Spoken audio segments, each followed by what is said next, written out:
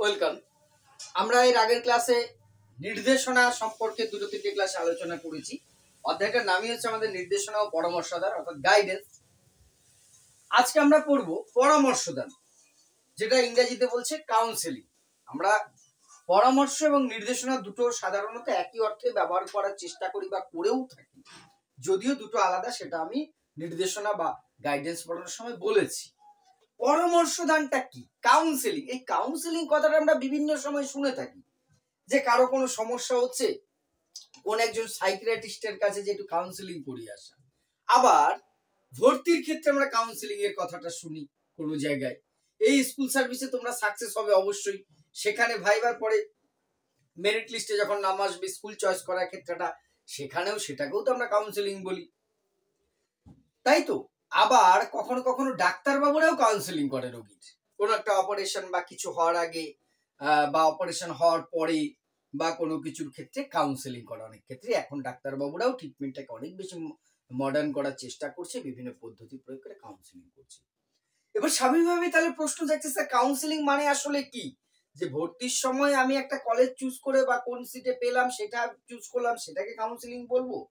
নাকি ডাক্তারবাবু পরামর্শ দিচ্ছেন একটা বিশেষ অপারেশনের আগে বা পরে, সেটাকে আসল কাউন্সেলিং বলবো? কারোর কোনো মানসিকতার ক্ষেত্রে অপসঙ্গতিমূলক আচরণ হচ্ছে বলে একজন মনোবিদের কাছে, সাইকিয়াট্রিস্টের কাছে গেছে, সেটাকে কাউন্সেলিং বলবো? আমি বা আমার মতন যারা স্কুল সার্ভিস বা অন্য কোনো ক্ষেত্রে যখন আমরা সাকসেস হব, তখন স্কুল চুজের ক্ষেত্রে বা নিটে ইয়ে করলে আমি কোন মেডিকেল কলেজ বা কোন তোমার যে ইঞ্জিনিয়ারিং এর ক্ষেত্রে জয়েন্টের দিয়ে ইঞ্জিনিয়ারিং কলেজে ভর্তি হবো তা স্থির করবো, সেটাকে কাউন্সেলিং বলবো। বিষয়টা কিন্তু ভাবলে তাই হয় না যে কাউন্সেলিং। অ্যাকচুয়ালি কাউন্সেলিং এর বাংলা অর্থ হচ্ছে কি, এখানে আগে লিখেছি পরামর্শ দান। কোনো বিষয়ে পরামর্শ দেওয়াটাকেই বলা হয় কাউন্সেলিং। এই কাউন্সেলিং কথাটা এসছে টু কাউন্সেল, টু কাউন্সেল, ঠিক আছে, অর্থাৎ পরামর্শ দেওয়া। কোনো সমস্যাকৃত ব্যক্তিকে কোনো সমস্যায় পড়লে তাকে পরামর্শ দেওয়া, তাকে একটু বোঝানো, দিক দেখানো, কারণ অনুসন্ধান করে। এবার প্রশ্ন আসতে হবে, স্যার এই কথাগুলো তো আমরা নির্দেশনাতেই পড়েছি, সে একই জিনিস আবার নতুন নামে আসলো নাকি? আসলে তা নয়। আগের অধ্যায়টা আমরা নির্দেশনা পড়েছিলাম, গাইডেন্স বা নির্দেশনা। এই কাউন্সেলিং হচ্ছে নির্দেশনার একটি অংশ বিশেষ বলতে পারি আমরা। এই নির্দেশনারই একটি পার্ট হচ্ছে এই কাউন্সেলিং, অর্থাৎ কাউন্সেলিং আলাদা কিছু নয়। নির্দেশনায় নির্দেশনায় আমরা দেখেছি ব্যক্তিগত নির্দেশনা হয়, দলগত, বেশিরভাগ ক্ষেত্রে দলগত ক্ষেত্রে নির্দেশনা দেওয়া হয় সবাইকে একসাথে। এইবার যখন তার মধ্যে সিরিয়াস বিষয়টা একটু, অর্থাৎ দলগত ভাবে তার সমস্যা সমাধান করা যাচ্ছে না, সমস্যাটা আরো একটু বেশি, তার ব্যক্তিগত লেভেলে হোক, পড়াশোনার লেভেলে হোক, অন্য কোনো লেভেলে হোক, যেটা সরাসরি মনস্তাত্ত্বিকের কাছে যাওয়ার পর্যায়েও নয়, যেটাকে একদম সরাসরি একদম মানসিক চিকিৎসায় পাঠিয়ে দেবো তেমনও নয়, কিন্তু নির্দেশনা, সাধারণ নির্দেশনায় তার সমস্যার সমাধান করা সম্ভব হচ্ছে না, সেক্ষেত্রে ইন্ডিভিজুয়াল একটা প্রসেস পরিচালনা করা হয়, সেটাকেই বলা হয় কাউন্সেলিং বা পরামর্শ দান। তাহলে অ্যাকচুয়ালি পরামর্শ দান হচ্ছে নির্দেশনার একটি পার্ট। এখান থেকে কিন্তু বিভিন্ন রকম স্টেটমেন্ট দিয়ে প্রশ্ন আসতে পারে, কে কার অংশ, মাথায় ভালো করে ছাপ রেখে দেবে। কিন্তু নির্দেশনারই একটি পার্ট হচ্ছে পরামর্শ দান বা কাউন্সেলিং। আশা করি বোঝাতে পেরেছি। টু কাউন্সিল মানে তোমার যে কাউকে পরামর্শ। এইবার এর সংজ্ঞা কি? এর সংজ্ঞা যদি বলতে যাই, 1953 সালে ইউএসএ তে, এই 1953 তে ইউএসএ তে একটি সম্মেলন হয়েছিল, যেটা হচ্ছে কাদের বলতো, যারা এই ক্লিনিক্যাল জগতে, ঠিক আছে, ক্লিনিক্যাল সাইকোলজি নিয়ে কাজ করে। সাইকোলজির অনেক ভাগ আছে, ক্লিনিক্যাল অর্থাৎ DSM-4 এর একটা ভাগ আছে, মানসিক বিভিন্ন অসুস্থতা। ক্লিনিক্যাল সাইকোলজি যারা আছে, ক্লিনিক্যাল মনোবিদ, তাদের একটি সম্মেলন হয় 1953 তে। সেখানে এই কাউন্সেলিং কাকে বলবে তার একটা সংজ্ঞা নির্ধারিত। সেখানে কি বলা হয় পরামর্শদানের, যে পরামর্শদান একটি শিক্ষা কেন্দ্রিক প্রক্রিয়া। এমন একটি শিক্ষা কেন্দ্রিক প্রক্রিয়া যেখানে কি একজন প্রশিক্ষণ প্রাপ্ত ব্যক্তি অন্য একজন সমস্যাগ্রস্ত কোনো ব্যক্তিকে, ঠিক আছে, মুখোমুখি বসে বা সামনাসামনি বসে আলোচনার মাধ্যমে তার সমস্যা বুঝতে এবং তার সমাধানে সাহায্য করবে, এটাই বলা হচ্ছে কাউন্সেলিং এর সময়, অর্থাৎ একজন প্রশিক্ষণ প্রাপ্ত ব্যক্তি। এইবার দেখো, গাইড কিন্তু সবাই দিতে পারলেও কাউন্সিলিং কিন্তু করাতে গেলে কি লাগছে, একজন প্রশিক্ষণপ্রাপ্ত ব্যক্তির প্রয়োজন হচ্ছে বলে ইউএসএ ক্লিনিক্যাল যে অ্যাসোসিয়েশন মনোবিদদের, তারা বলছে যে যখন একজন প্রশিক্ষণপ্রাপ্ত ব্যক্তি একজন সমস্যাকৃত কোনো ব্যক্তির সাথে মুখোমুখি বসে সম্পর্ক স্থাপনের মধ্যে, বন্ধুত্বপূর্ণ সম্পর্ক স্থাপনের মধ্যে কি করছে, তার সমস্যা বুঝতে এবং সমাধানে সাহায্য করছে, তাকেই বলা হচ্ছে নির্দেশনা বা কাউন্সিলিং। এবার যিনি পরামর্শ দেন তিনি হচ্ছেন পরামর্শদাতা, কাউন্সিলর। ওকে, এই কাউন্সিলর আর পাড়ার কাউন্সিলর পৌরসভার এক নয় কিন্তু, ঠিক আছে, পরামর্শদাতা। আর আমার কোনো সমস্যার জন্য আমি তোমার কাছ থেকে পরামর্শ নিচ্ছি, আমি হচ্ছি গ্রহীতা, পরামর্শ গ্রহীতা, আমি সমস্যা, আমি ক্লায়েন্ট, তাই তো, ক্লায়েন্ট অর্থাৎ পরামর্শ গ্রহীতা, তুমি হচ্ছে কাউন্সিলর, তুমি আমাকে পরামর্শ দিচ্ছ। এবারে পরামর্শ দানের প্রাথমিক ধারণার সাথে সাথে আমরা একদম সংক্ষিপ্ত আকারে কিন্তু সমস্ত বিষয়গুলো একটু জেনে নেওয়ার চেষ্টা করব। তাহলে পরামর্শ দান আর সাইকোথেরাপি কি এক? এই প্রশ্নটা তো আসতেই পারে, আমাদের মনেও আসতে পারে, পরীক্ষাতেও আসতে পারে। পরামর্শ দান ও সাইকোথেরাপি আমরা পড়েছি যে সাইকোথেরাপি কি করছে, বিভিন্ন মানসিক সমস্যার সমাধান করছে। তাহলে পরামর্শ দান আর সাইকোথেরাপি এক? আমি আগে অলরেডি উত্তরটা একবার দিয়েছি। বিষয়টা প্রথমে এক কথায় বলবো, দন্তান্বয় আকারে না। পরামর্শ দান আর তোমার যে সাইকোথেরাপি এক জিনিস নয়। পরামর্শ দান হচ্ছে একটা সাধারণ সমস্যা, যখন ব্যক্তিগতভাবে আলাপ আলোচনার মাধ্যমে বন্ধুত্বপূর্ণভাবে তার সেই সমস্যাটা সমাধান করে, কারণ অনুসন্ধান করে তার দ্বারাই ব্যক্তি নিজেই তার সমাধান করবে কিন্তু যিনি সমস্যায় রয়েছে। আর সাইকোথেরাপি হচ্ছে একটা ক্লিনিক্যাল প্রসেস, মনোবিদ্যার প্রসেস। যখন সেটা কি হয়, সেটা তোমার যে জটিল আচরণগত সমস্যা হয়, সাইকোথেরাপি কে কোথায় নেওয়া হয়, জটিল আচরণগত সমস্যায়। জটিল আচরণগত সমস্যা যখন হয় তখন আর এই মুখের কথায় কাজ হচ্ছে না, তখন বলে না মুখের কথায় তার চিড়ে হয়ে যায় না, তখন জল ঢালতে হয়। সাইকোথেরাপিতে জল, মুখের কথায় যখন কাজ হচ্ছে না তখন জটিল আচরণগত সমস্যা ক্ষেত্রে সাইকোথেরাপি ব্যবহার করা হয়। কিন্তু অন্যদিকে কাউন্সিলিং হচ্ছে ব্যক্তির দৈনন্দিন জীবনের সমস্যা সমাধানে কাজে লাগে, হচ্ছে কাউন্সিলিং, দৈনন্দিন জীবনের ক্ষেত্রে কাজে লাগে। ওকে, তাহলে এবার পরামর্শ দান আর পাঠদান তাহলে নিশ্চয়ই এক কি? আমরা তো তাহলে শিক্ষক তো গুরু মশাই বা টিচার যিনি আছেন তিনি তো অনেক কিছু জানেন, আমাদের কত সমস্যার সমাধান করে দেয়, অঙ্ক পারি না বলে দেয়, বিজ্ঞান পারি না বলে দেয়, আমাদের পিঠেও ছাপ মেরে দেয়, তাই তো। তাহলে এই পাঠদান আর কাউন্সিলিং এক জিনিস বোধ হয় না? সেটাও না। পাঠদান হচ্ছে একজন শিক্ষক, তার সাধারণ মনস্তত্ত্ব জ্ঞান আছে কিন্তু গভীর কোনো জ্ঞান ট্যান না থাকলেও চলে, যে কোনো বিষয়ই যে একটু জানে সে অন্যকে বোঝাতে পারে। কিন্তু কাউন্সিলিং এর নির্দিষ্ট কতগুলো ধাপ আছে, তাকে সেটা সঠিকভাবে জেনে মনস্তাত্ত্বিক জ্ঞান, বাস্তব জ্ঞান সমস্ত কিছু নিয়ে প্রয়োগ করতে হয় পাঠদানে। তাহলে সাইকোথেরাপি এর থেকে কাউন্সিলিং একটু সহজ, কিন্তু পাঠদানের থেকে কিন্তু জটিল, এর মাঝামাঝি দেয়। কিন্তু একটা পদ্ধতি হচ্ছে তোমার যে কাউন্সিলিং।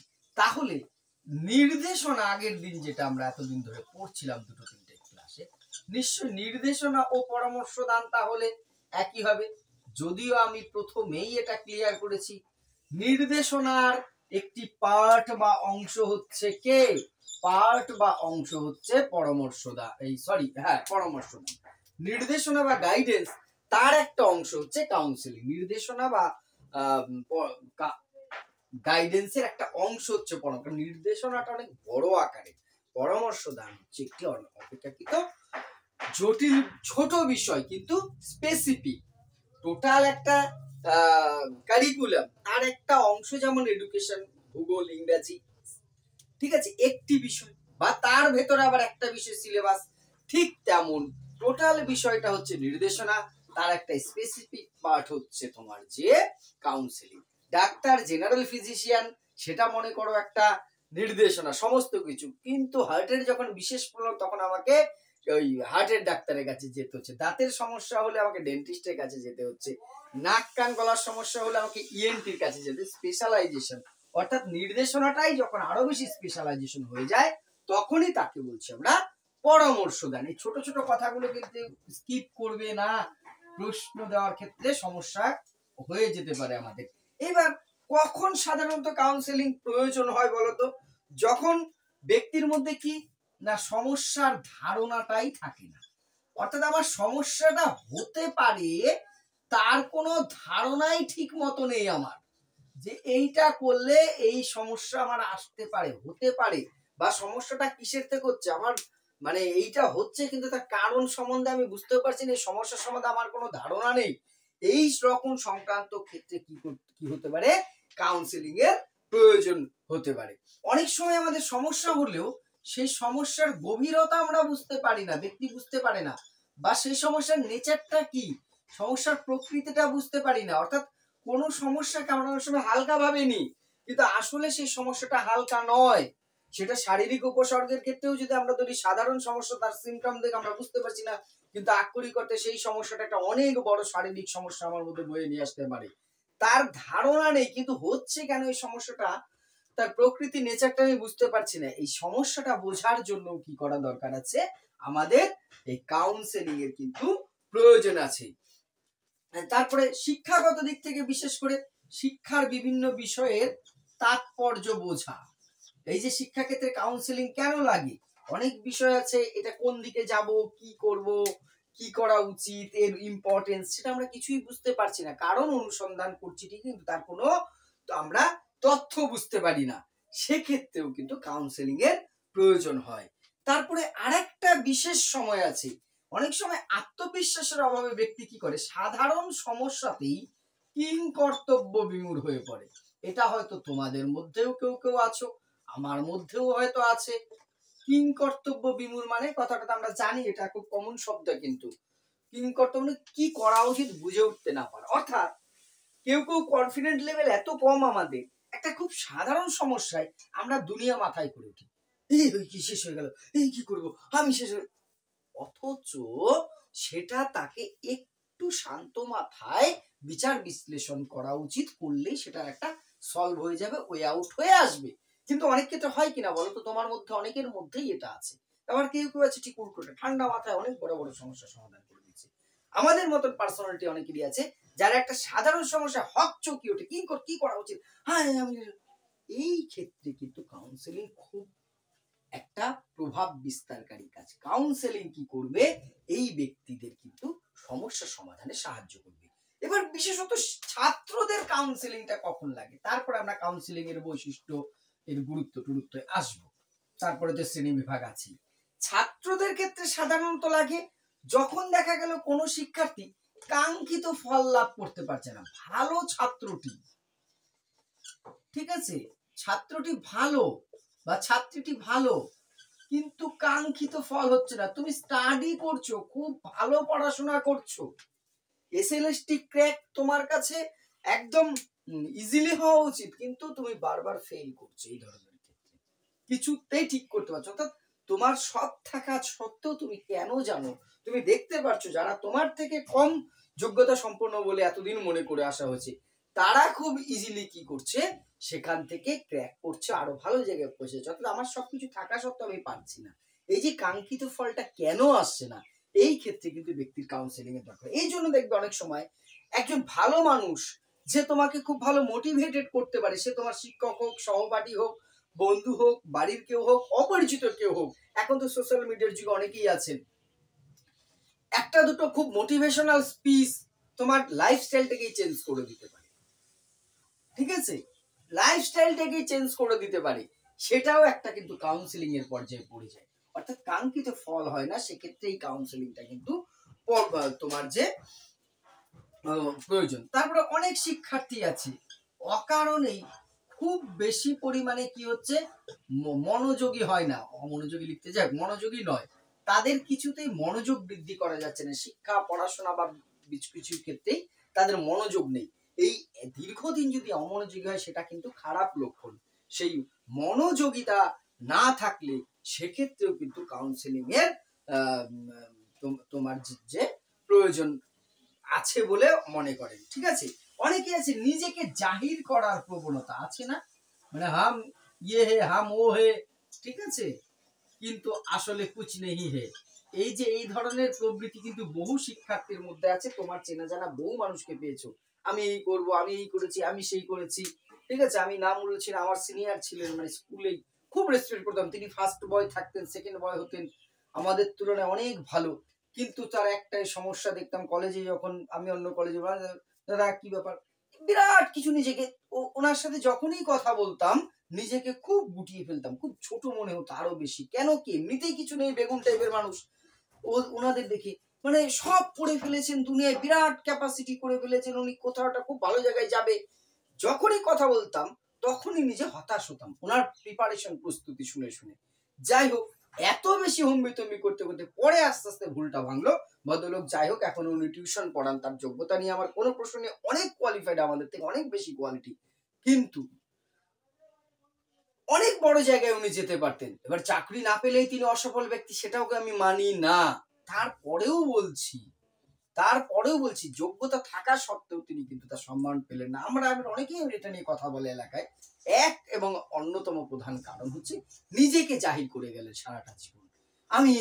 আমি আমাকে যা করে ফেলেছি রে ভাই, আমার এবার ডেকে চাকরি দিতেই হবে নি, চাকরি আমার ঘরে বসে দিতে হবে না, ডেকে দেখে নিস। আমি না, অবশ্যই দাদা, তুমি তোমার মতন ছেলে চাকরি না পেলে তো আমার জন্য দুর্ভাগ্য। এই যে এই ধরনের টেন্ডেন্সি তোমরা তোমাদের লাইফে পেয়েছো। আমি জাস্ট একটা আমরা ছোট্ট কথা, এই ধরুন বহু পার্সোনালিটি দেখেছি, ক্যারেক্টার দেখা যায় যারা নিজেকে অতিরিক্ত জাহির করে, জাহির করতে করতে করতে করতে কখন যে জাহির খান আমাদের ইন্ডিয়ান টিমের বাইরে চলে যাবে সে বুঝতেও পারছে না। এই জাহির করাটা কিন্তু খুব বাজে একটা টেন্ডেন্সি।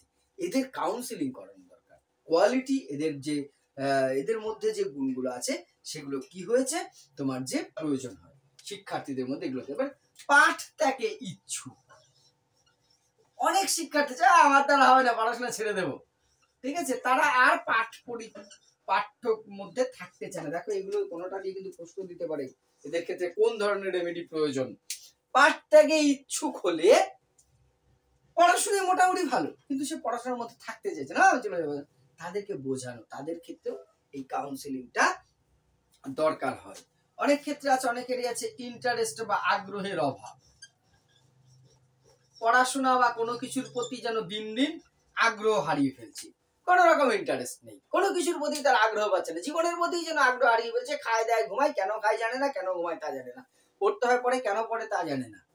এই ধরনের মানুষগুলোকে যদি সঠিক একটা কাউন্সিলরের কাছে পাঠানো যায়, যথাযথ কাউন্সিলিং করতে পারলে কিন্তু এরা অনেক দূর যেতে পারে। ঠিক আছে, অনেক সময় আছে দেখো নিজেকেই অবাঞ্ছিত মনে করে অনেকে। দেখো, এই জিনিসটা কিন্তু অনেকের মধ্যেই অবাঞ্ছিত মনে করা। ও আমি বেকার, এই পৃথিবীতে মনে হয় আমি এসছি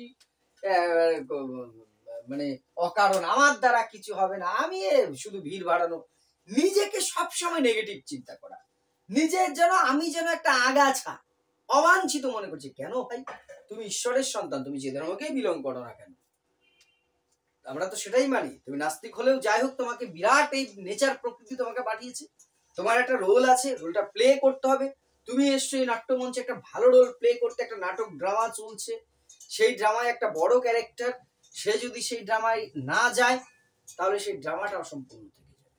ঠিক তেমনই তোমার একটা জীবনে অনেক কিছু করার আছে, সেটা বোঝানো, কেন নিজেকে অবাঞ্ছিত মনে করছো, সেইটার জন্য কিন্তু শিক্ষার্থীদের মধ্যে, এটা অনেকের মধ্যেই আছে, মানে ক্লাসে থাকছে, ও স্যার আমার পড়াও ধরে না, কিছু না, ও আমিও পারি না, বেকার, স্কুলে গিয়ে কি করবো, এই অবাঞ্ছিত মনে করার থেকে রক্ষা করা। আর একটা কাউন্সিলিং দরকার, এটা এবার ভালো দিকে, প্রতিভাবানদের জন্য।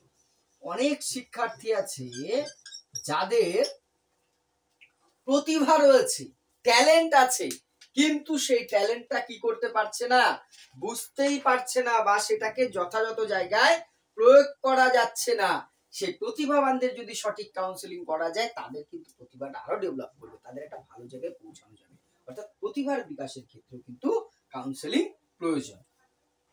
এই গেল কাদের ক্ষেত্রে প্রয়োজন, সাধারণ ক্ষেত্রেও আমরা দেখলাম, আবার তোমার যে শিক্ষাগত দিক থেকেও কাউন্সিলিংটা দেখলাম। এইবার যেটায় আসবো আমরা, সেটা হচ্ছে কাউন্সিলিং প্রক্রিয়ার কতগুলো বৈশিষ্ট্য আছে, কয়েকটি বৈশিষ্ট্য বলবো, তারপরে উপযোগিতা বা উদ্দেশ্য লক্ষ্য সেগুলো বলবো। বৈশিষ্ট্য প্রথমত হচ্ছে এটা হচ্ছে একটা পেশাগত কর্মসূচি।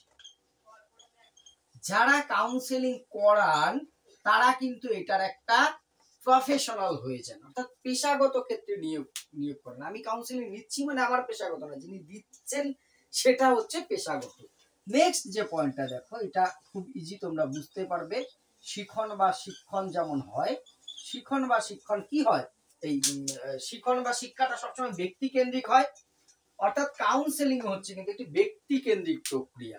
অর্থাৎ এখানে কাউন্সেলিংটা দলগতভাবে করানো হয় না, কাউন্সেলিং হয় ব্যক্তি কেন্দ্রিক, প্রত্যেকটা ব্যক্তির সমস্যা আলাদা আলাদা হয়। ওকে, তাহলে এটা ব্যক্তি কেন্দ্রিক হচ্ছে, তোমার সমস্যা আমার সমস্যা এক নয়, তোমার আমার একই ওষুধে কাজ হবে না, তাহলে ওষুধ এক হলেও ডোজ কম বেশি হবে, তার কম্বিনেশনের ক্ষেত্রে আলাদা হতে পারে। খুব স্বাভাবিকভাবেই কাউন্সেলিং হচ্ছে একটি ব্যক্তি কেন্দ্রিক প্রক্রিয়া। 3 নম্বর হচ্ছে মুখোমুখি সম্পর্ক। এই কাউন্সেলিং কিন্তু দূরে বসে খুব কম হয়, দুজনের মধ্যে সম্পর্কটা হবে, এখন অনলাইনে হতে পারে, তাও তো ফেস টু ফেস রিলেশন দরকার, এটা একটা মুখোমুখি সম্পর্কের উপর ডিপেন্ড করে। ফেস টু ফেস রিলেশন না হলে কাউন্সেলিং জমে না, এক কথায়। অর্থাৎ যাকে আমি চোখে দেখিনি তার সাথে তার নির্দেশ আমি মেনে চলবো বা তার রেমেডি দেবো, কোনোটাই হয় না, সঠিক হতে পারে না। তাই কাউন্সেলিং কি করতে হয়, মুখোমুখি সম্পর্কের মধ্যে নিতে পারে। আর কাউন্সেলিং এর আরেকটা বৈশিষ্ট্য হচ্ছে, কাউন্সেলিং এটা শুধুমাত্র সাহায্যকারী প্রক্রিয়া, অর্থাৎ ব্যক্তি নিজের সিদ্ধান্ত নিজেই নেবে, এখানে কিন্তু তার উপরে সিদ্ধান্ত চাপিয়ে দেওয়া হয় না, না তুমি ভুল করছো এটা করো, আমি চাপিয়ে দেব না, আমি তোমাকে বোঝাবো, এটার পজিটিভ নেগেটিভ ডিসিশন শেষ অবধি তুমি নেবে, এটাই কাউন্সেলিং। অর্থাৎ কাউন্সেলিং কারোর উপর কোনো কিছু চাপিয়ে দেওয়া নয়, কাউন্সেলিং হচ্ছে কি, কাউন্সেলিং একটি সাহায্যকারী প্রক্রিয়া মাত্র, ব্যক্তি নিজের সিদ্ধান্ত নিজেই নেবেন, এটা একটা অ্যাডজাস্টমেন্টের প্রক্রিয়া, ঠিক আছে, অর্থাৎ সঙ্গতি বিধান। অর্থাৎ অনেক ক্ষেত্রেই যখন আমার মধ্যে কাউন্সেলিং এর দরকার, মানে কোনো প্রবলেম হয়েছে, বেশিরভাগ ক্ষেত্রে আচরণগত সমস্যাই হয়েছে, অর্থাৎ আচরণগত কোনো সমস্যা যখন হয়েছে, আমি তার মানে মানিয়ে চলতে পারছি না বলে, সেটা আমার নিজের সাথেই হোক বাইরের পরিবেশের সাথেই হোক, সে মানিয়ে চলতে সাহায্য করাই তো সঙ্গতি বিধান। তাহলে কাউন্সেলিং কি করে, তোমার যে সঙ্গতি বিধানে সাহায্য করে, এটা শুধু সমস্যার সমাধান করে না, প্রতিরোধের একটি কৌশল। এইবার কথা হচ্ছে তার প্রতিরোধের কৌশল মানে, তাহলে কি ইয়ে করবেন নাকি, ঢাল তরল টরল দিয়ে আসবেন ছেলে মেয়েদের মধ্যে, যে তোমার যাই হোক না কেন তুমি এবার থেকে কি করবে না, লড়াই করবে নিজে নিজে, তা নয়। এটা হচ্ছে কি, শিক্ষার্থীদের যে সমস্যা থেকে একবার তাকে আমি বের করার সাহায্য করলাম, ভবিষ্যতে তার যেন ওই সমস্যা আসে না, সে যেন সেটাকে প্রোটেক্ট করতে পারে, সেই প্রতিশোধের কথা বলা হয়েছে। অর্থাৎ এটা প্রতিরোধ করতে শেখাবে শিক্ষার্থীকে, যে কিভাবে তোমার যে পরিচালিত হবে। তারপরে মেইন হচ্ছে এটা, লাস্ট এতক্ষণ যা বলেছি সেখান থেকে এই বৈশিষ্ট্যটা চলে এসছে, অন্তর্দৃষ্টিমূলক। এখান থেকে একটা শিখন কৌশলকে আমরা মিলিয়ে দেওয়ার চেষ্টা করলাম। অন্তর্দৃষ্টি আমরা করেছি তো কাপকা কোহালা রোয়ার্ডিমারে, অর্থাৎ সমস্যাটা যখন ব্যক্তি সম্পূর্ণটা বুঝতে পারবে, হঠাৎ প্রত্যক্ষণের মধ্যে দিয়ে নিজেই তার সমাধান করতে পারবে, এটা তো অন্তর্দৃষ্টির মূল বিষয় ছিল। তাহলে কাউন্সেলিং একটা অন্তর্দৃষ্টিমূলক প্রক্রিয়া, অর্থাৎ কাউন্সিলরের কাজ হচ্ছে তাকে ক্লু দেওয়া, বোঝানো সমস্যাটাকে, ব্যক্তি নিজেই, ক্লায়েন্ট নিজেই সমস্যাটা বুঝতে পারবে, যখনই সে নিজে সমস্যার প্রকৃত স্বরূপ বুঝতে পারবে, নিজেই তার সমাধান করতে পারবে। তাহলে এটার সাথে অন্তর্দৃষ্টির মিল হলো কি হলো না? তাহলে কাউন্সিলিং পরিচালনার ক্ষেত্রে কোন শিখন কৌশলের নীতি প্রয়োগ করা হয়? অন্তর্দৃষ্টি বা ইনসাইটফুল লার্নিং, গেস্টাল্ট থিওরিটাকে প্রয়োগ করা হচ্ছে, মনে থাকে যেন, ঠিক আছে? তাহলে অন্তর্দৃষ্টি শিখন প্রয়োগ করা। এবার এর লক্ষ্য বা উদ্দেশ্য কি, লক্ষ্য বা উদ্দেশ্য পড়লে কিন্তু কাউন্সিলিং এর প্রয়োজনীয়তা হয়ে যাবে, একই জিনিস থেকে ক্লিয়ার হয়ে যাব আমরা, ঠিক আছে? এবার আমরা দেখব কাউন্সিলিং এর লক্ষ্য বা উদ্দেশ্য, এইটাই কিন্তু ঘুরিয়ে প্রয়োজনীয়তা হয়ে যাবে, যদিও দুটো আলাদা, তবু আমরা আর বারবার একই জিনিস পড়বো না, এই একটা জিনিস দিয়ে দুটো চালিয়ে দেবো, আমি সেইভাবেই বলার চেষ্টা করি। প্রথমত কি করে, এর গুরুত্ব বা উদ্দেশ্য হচ্ছে সমস্যা বুঝতে সাহায্য করা। দেখো যখন উদ্দেশ্য বলবো, এর উদ্দেশ্য হচ্ছে সমস্যা বুঝতে সাহায্য করা, আর যখন গুরুত্ব করব, তোমার যে কাউন্সিলিং কি করে সমস্যা বুঝতে সাহায্য করে, বিষয়টা কিন্তু একই দাঁড়াবে। অর্থাৎ ব্যক্তির কি সমস্যা আছে, তার কোন সমস্যার জন্য সে বারবার আটকে যাচ্ছে, সে সাকসেস হতে পারছে না, এটা বুঝতে সাহায্য করা হচ্ছে কাউন্সিলিং এর একটা উদ্দেশ্য। বা কাউন্সিলিং কি করছে আমাদের, তোমার যে সমস্যা বুঝতে সাহায্য করা। শুধু সমস্যা বুঝতে সাহায্য করা না তো, যখনই সমস্যা বুঝলাম তখনই আমি কি করব, লক্ষ্যের দিকে অগ্রসর হতে পারবো। এগিয়ে যেতে পারবো। তাহলে কাউন্সেলিং এর একটি উদ্দেশ্য হচ্ছে লক্ষ্যর দিকে অগ্রসর করা, শিক্ষার্থী যাতে তার লক্ষ্যর দিকে, তার যে এইমটা আছে, যে গোলটা আছে, সেদিকে যেন সে যেতে পারে সেটা নিশ্চিত করা। তাহলে কাউন্সেলিং এর একটা লক্ষ্য যেমন, তাহলে কাউন্সেলিং এর গুরুত্ব কি? কাউন্সেলিং এর গুরুত্ব শিক্ষার্থীকে তার নির্দিষ্ট লক্ষ্যের দিকে এগিয়ে নিয়ে যেতে সাহায্য করা। ঠিক আছে, নেক্সট যেটা কি করছে, আত্মবিশ্বাস বাড়াচ্ছে। কাউন্সেলিং এর একটা উদ্দেশ্য হচ্ছে শিক্ষার্থীর কনফিডেন্স বিল্ড করা। ঠিক আছে, কনফিডেন্স বাড়ানো। তাহলে এর প্রয়োজনীয়তাও তাই। যখন সে হতাশ হচ্ছে, কোনো কারণে পেরে উঠছে না, তার মধ্যে হতাশা তৈরি হচ্ছে, তার মানে তার আত্মবিশ্বাস দূর হচ্ছে, আত্মবিশ্বাস কমে যাচ্ছে, কনফিডেন্স লুজ হচ্ছে। এই কাউন্সেলিং কি করবে, সে কনফিডেন্সটাকে বিল্ড আপ করবে, মোটিভেট করবে, তাকে বুস্ট করবে, সে সেই বিষয়টা আরো বেশি অগ্রসর হতে পারবে। সামর্থ্য ও দুর্বলতা জানা। একজন শিক্ষার্থীর মধ্যে কি সামর্থ্য আছে, কতটা সে পারবে, এবং তার দুর্বলতা কি, জায়গাগুলো কি কি, সেটা জানা কিন্তু খুব দরকার। না হলে তার লক্ষ্যে পৌঁছানো যায় না। এই যে আমার দুর্বলতা থাকা সত্ত্বেও আমি সেটা বারবার চেষ্টা করে ফেল হচ্ছি, অথচ আমার যেটা ক্যাপাসিটি আছে সেদিকে আমি জানি না, আমি হাতই বাড়াইনি, এই জিনিসটা যাতে না হয়, কাউন্সিলিং এর একটা উদ্দেশ্য হচ্ছে শিক্ষার্থীর দুর্বল জায়গাগুলো এবং তোমার যে স্ট্রং জায়গাগুলোকে ধরিয়ে দেওয়া, এটা হচ্ছে মূল কাজ। ঠিক আছে, এই অনুযায়ী এবার শিক্ষার্থী কি করতে পারবে, তার বৃত্তি পরিকল্পনা করতে পারবে। বৃত্তি পরিকল্পনা মানে আমি কোনটার দিকে যাব, কোন কাজটা করব, কোন প্রফেশনটা আমার জন্য সুইটেবল হবে সেটা বুঝতে সাহায্য করবে। তার তোমার যে বৃত্তিমূলক দিক নির্দেশ করা এর একটা উদ্দেশ্য বা আবার প্রয়োজনীয়তা বলে সেভাবে ঘুরিয়ে বলতে পারবো। অপসংগতি দূর। অনেক শিক্ষার্থীদের মধ্যে কি থাকে, অপসংগতিমূলক আচরণ থাকে। সে অপসংগতি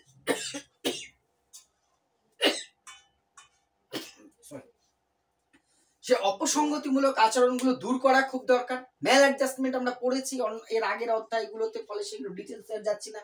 সে অপসংগতিমূলক আচরণগুলো যাতে শিক্ষার্থীদের দূর হয় সেটা নিশ্চিত করা কিন্তু তোমার এর একটি অন্যতম গুরুত্ব বা উদ্দেশ্য বা প্রয়োজনীয়তা, যাই বলে না কেন। লাস্ট এটা বলে ছেড়ে দেব, সিদ্ধান্ত গ্রহণ। মেন আমাদের লাইফে ডিসিশনটা কিন্তু খুব ইম্পর্টেন্ট রোল প্লে করে, তাই নয় কিন্তু কোন জায়গায় কোন সিদ্ধান্ত নেব, একটি সিদ্ধান্ত আমাকে কিন্তু লাইফে সঠিক জায়গায় নিয়ে যেতে পারে, লাইফে একদম ফেল করিয়ে দিতে পারে। এই সঠিক জায়গায় সঠিক সিদ্ধান্তটা গ্রহণে শিক্ষার্থীকে সাহায্য করাটাই হচ্ছে কাউন্সেলিং এর অন্যতম উদ্দেশ্য। এই জন্য যে কোনো ক্ষেত্রে শিক্ষার্থীকে কাউন্সেলিং, কোনো কিছুর আগে সাধারণত কাউন্সেলিং করাতে হয়, এটাই স্বাভাবিক। অর্থাৎ কোন সাবজেক্ট আমি নেব, কোন দিকে যাব, কি করব, এই যে আমাদের মধ্যে যে কনফ্লিক্ট তৈরি হয় সেটা দূর করে নির্দিষ্ট ভূমিকা গ্রহণের ক্ষমতা, সেই নৈতিক বিকাশে চলে গেলাম আবার সেই সিদ্ধান্ত গ্রহণ করতে পারাটাই হচ্ছে কাউন্সেলিং এর একটা উদ্দেশ্য, আবার প্রয়োজনীয়তার অ্যাঙ্গেল দেখলে তাই। তাহলে এই হলো মোটামুটি কাউন্সেলিং এর সাধারণ। এবার কাউন্সিলিং এর শ্রেণী বিভাগ আছে, তাই তো, ডাইরেক্ট ইনডাইরেক্ট যে ভাগগুলো আছে সেটা একটা ক্লাসে আর করছি না, নেক্সট ক্লাসে আমরা কাউন্সেলিং এর শ্রেণী বিভাগগুলো আসবো। ভিডিওটি ভালো লাগলে অবশ্যই শেয়ার করবে।